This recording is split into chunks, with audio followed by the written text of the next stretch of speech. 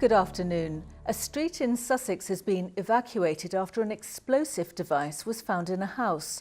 Bomb disposal experts were called to the Belmont Close area of Hassocks. Police say it is not linked to terrorism. A 50-year-old man has been arrested on suspicion of making an explosive substance and remains in custody. Any further updates on this will be on our website. Head to itv.com/Meridian. Strong winds and a high spring tide caused flooding in Newhaven overnight. Cars were submerged after a tidal surge caused the river to burst its banks. There had been fears of widespread flooding, but the Environment Agency believes no properties in any part of the region were affected. A man has been jailed for 19 years for historic child sex offences. Martin Connolly, who's 77 and from Swindon, admitted multiple attacks against 5 children. They took place in a period between 1960 and 2000. An incredible £13 billion of edible food is being thrown away every year. That's the staggering claim experts made this week after it was revealed our efforts to tackle food waste have stalled.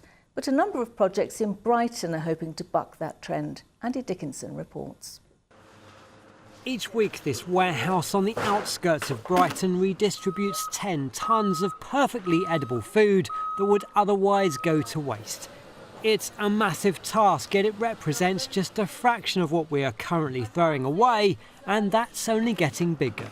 I think food waste is everyone's responsibility, right from the top sort of manufacturers down to in our own homes. So it's something that everybody needs to be aware of, and we need to really reconnect with the value of food.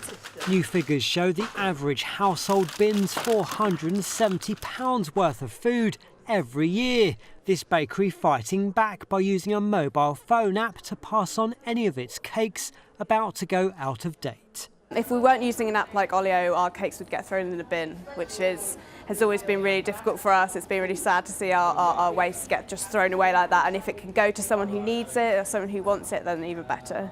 Yet our efforts to tackle food waste at home seem to have stalled. 7.3 million tonnes discarded in 2015 compared to 7 million 3 years before. I think everyone needs to be more mindful of where food comes from and the energy it takes to produce that food. I think we need to change our attitude on that level. Plenty more schemes like these will be needed to bring our food waste mountain crumbling down. Andy Dickinson, ITV News, Brighton. Amputees from across the south of England came together today for a football tournament. Hosted by Portsmouth Amputee Football Club, 4 teams competed against each other in the fixture. Our reporter Mel Blore watched from the sidelines. A 5-0 hammering is hard for any football team to take, and as the hosts, Portsmouth Amputee FC, had hoped for a better start to the tournament. The team, which was formed in 2015, is one of 4 in the Amputee Football Association's Southern League, with Peterborough United, Arsenal and Brighton and Hove Albion completing the line-up. TJ Yates lost his left leg in a fairground accident when he was 15. Convinced he would never play football again, he was introduced to the team by his local limb centre. Yeah, it's a great sport to get involved in. It's just like the physical demands and actually playing. You forget about an amputee or as such, you just get on and play with it as normal. With amputee football still in its infancy, the rules tend to vary from region to region, but no players are allowed to use their crutches to advance, control or block the ball. It's very quick-paced, physical game, and you'll be surprised. I think a lot of people would be surprised by the standards of it as well. Gets you fit, gets you injured a lot, but it's just brilliant. I love playing team sports and a good bunch of lads. It's hoped today's tournaments will encourage others to take part, even those who aren't lovers of football. It's not just about the football, it's about the friendliness and being part of the amputee football family. Just come and give it a try. Mel Blore, ITV News, Portsmouth. Sunshine on the pitch, but what does the weather hold for the rest of us? Here's James Wright. From puddles to paddling, driving through Europe. Eurotunnel the Shuttle sponsors ITV Meridian weather. Good evening. A few showers around today, more in the way of rain, I'm afraid, through tomorrow.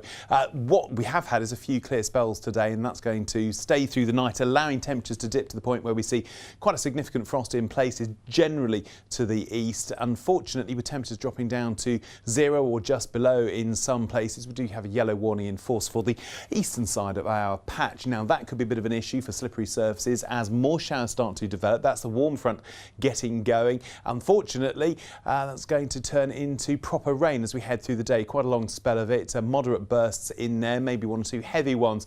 The main bit of rain clears away, leaves us with the remnants of this warm front, but look at the temperatures getting up to 9 Celsius. That front lingers with us as we head through Monday, but it doubles back, so it becomes a cold front, so a lot of cloud around, misty, murky, and then that cloud moves away on Tuesday. Eurotunnel the Shuttle sponsors ITV Meridian weather. Well, that's the Meridian news and weather for today. We're back tomorrow just after 5 o'clock. In the meantime, from all of us here on the Weekend News team, do have a very good evening. Bye-bye.